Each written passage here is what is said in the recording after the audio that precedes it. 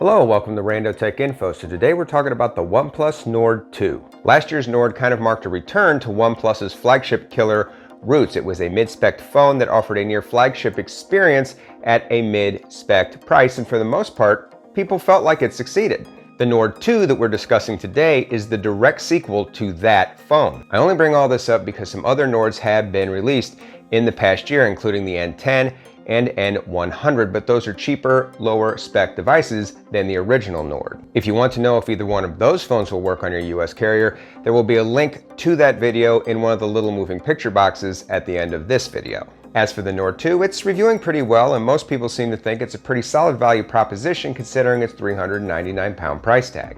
I mentioned the price of the phone in pounds and not dollars because the phone is not going to be sold here in the US.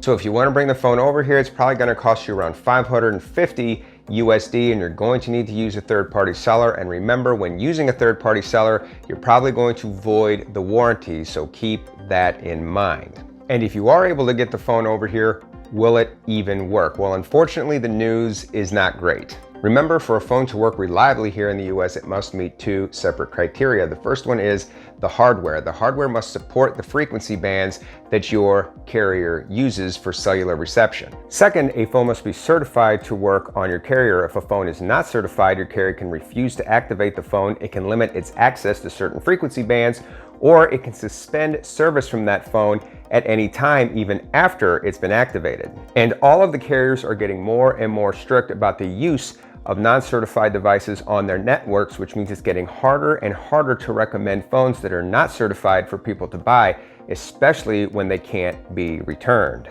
And unfortunately, in the case of the Nord 2, because it's not going to be sold here in the US, it's not going to be certified to work on any carrier here in the US. So regardless of what I'm about to tell you about frequency bands and hardware, there's a very good chance if you bring this phone over here, it's not going to work on your network, or at least it's not going to work very well. Now, if you're a risk taker and you still want to roll the dice and bring this phone over here, be aware there's two versions of this phone. There's an Indian version of the phone, and there's a UK/Europe version of this phone. If you're going to choose between one of these two phones, you're definitely going to want the UK version, as it does support a couple more frequency bands that we use in the US than the Indian version. Now, for AT&T and Verizon, the news is still not good. You're not going to get any 5G with either Verizon or AT&T, and 4G is going to be spotty. Yes, the phone does use some of the 4G frequency bands that those two carriers use, but it doesn't use all of them, and it's missing the major band 13 from Verizon. So even if you do get the phone to work, it's not going to work everywhere, and your coverage is probably going to be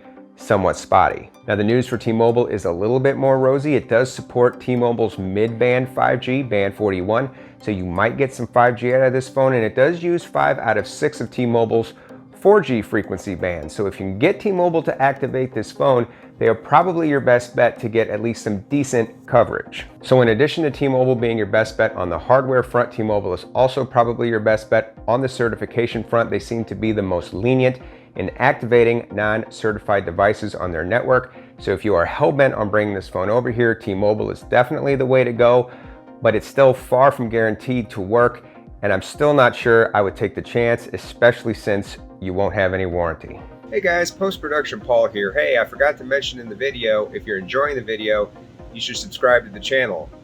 So if you're enjoying the video, subscribe to the channel. Is that a little weird?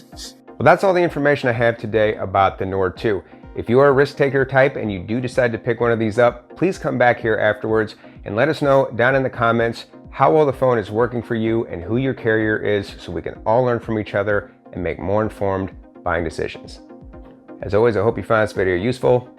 Thanks for watching, and until next time, this is Rando Tech Info signing out.